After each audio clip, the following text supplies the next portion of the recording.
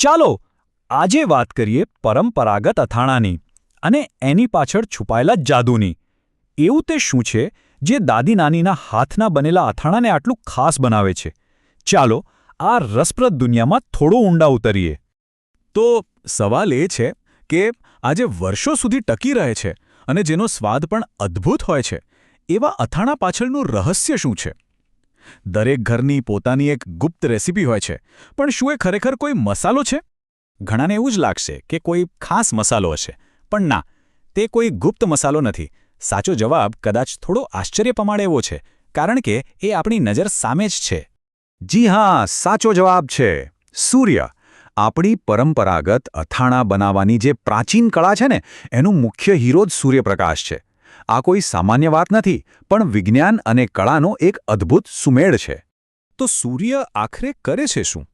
એની સૌથી પહેલી અને સૌથી અગત્યની ભૂમિકા છે પ્રિઝર્વેશન, એટલે કે સંરક્ષણ.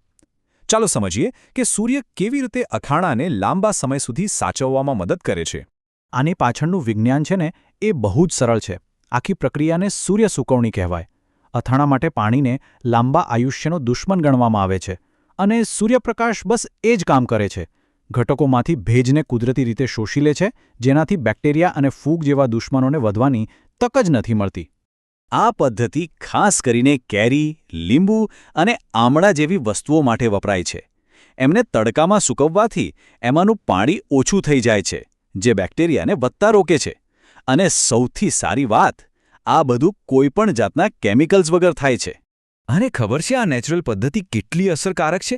આનાથી બનેલું અથાણું 24 મહિનાથી પણ વધારે ટકી શકે છે. ખરેખર અદ્ભુત છે, નહીં? ઓકે, તો એ તો સમજાઈ ગયું કે અથાણું લાંબો સમય ટકે કેવી રીતે. પણ હવે વાત કરીએ સ્વાદની. કારણ કે સૂર્ય માત્ર અથાણાને સાચવતો નથી, એ એનો સ્વાદ પણ બનાવે છે. આખી પ્રક્રિયાને કેટલી સરસ રીતે વર્ણવવામાં આવી છે. સૂર્ય અને ઘટકો વચ્ચેનો એક ધીમો નૃત્ય. આ માત્ર સૂકવવાની એક ક્રિયા નથી, પણ એક પરિવર્તન છે, એક કળા છે. આ ધીમી પ્રક્રિયા છે ને, એ જ સ્વાદને એકદમ ઘાટો અને તીવ્ર બનાવે છે. સૂર્ય સાથેની આ લાંબી સફર પછી ઘટકો જાણે ફ્લેવર બોમ્બ્સ બની જાય છે, જે એક એવો સમૃદ્ધ અને ઊંડો સ્વાદ આપે છે જે મશીનોથી ઝડપથી બનાવવામાં ક્યારેય ન મળી શકે. અને વાત ખાલી સ્વાદની નથી, ટેક્સચરની પણ છે.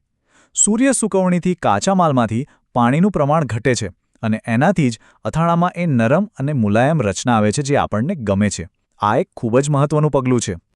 પણ હજી વાત પૂરી નથી થઈ. સૂર્યની ભૂમિકા માત્ર ફળ કે શાકભાજી સૂકવવા પૂરતી નથી. આ એક સંપૂર્ણ, હોલિસ્ટિક અભિગમ છે. જુઓ, સૂર્યનો 3 રીતે ઉપયોગ થાય છે. પહેલું, કાચા માલને સૂકવવા. બીજું, અને આ બહુ જ રસપ્રદ છે, કાચની બરણીઓને પણ તડકામાં મૂકવામાં આવે છે, જેથી એમાંની બધી જ વરાળ નીકળી જાય અને બગાડ અટકે. અને ત્રીજું, આ બંનેને ભેગા કરીને અસલી, પરફેક્ટ પ્રિઝર્વેશન થાય છે. તો હવે એક તરફ છે આ પરંપરાગત રીત અને બીજી તરફ છે આધુનિક મશીનો. ચાલો જોઈએ આ બે પદ્ધતિઓની વાર્તા. આ ટેબલ પર નજર કરીએ તો તફાવત એકદમ સાફ દેખાય છે. પરંપરાગત પદ્ધતિમાં સૂર્ય અને સમય એ મુખ્ય હીરો છે. એનાથી સ્વાદમાં એક ઊંડાણ, એક આત્મા આવે છે. જ્યારે ઔદ્યોગિક પદ્ધતિમાં મશીનરી અને સ્પીડ પર ફોકસ હોય છે. એનાથી ઉત્પાદન ઝડપી થાય છે, સ્વાદ એક સરખો રહે છે, પણ ઘણીવાર એમાં જે વાત હોવી જોઈએ એ ગાયબ થઈ જાય છે. તો છેલ્લે એક સવાલ, આજની આ ફાસ્ટ દુનિયામાં જ્યાં બધું જ ફટાફટ જોઈએ છે, ત્યાં જ્યારે આપણે સૂર્ય જેવી કુદરતી પ્રક્રિયાઓને પાછળ છોડી દઈએ છીએ, ત્યારે આપણે ખરેખર શું ગુમાવી રહ્યા છીએ? શું એ માત્ર સ્વાદ છે, કે પછી આપણી પરંપરાઓનો એક જીવંત ભાગ? આના પર વિચારવા જેવું ખરું.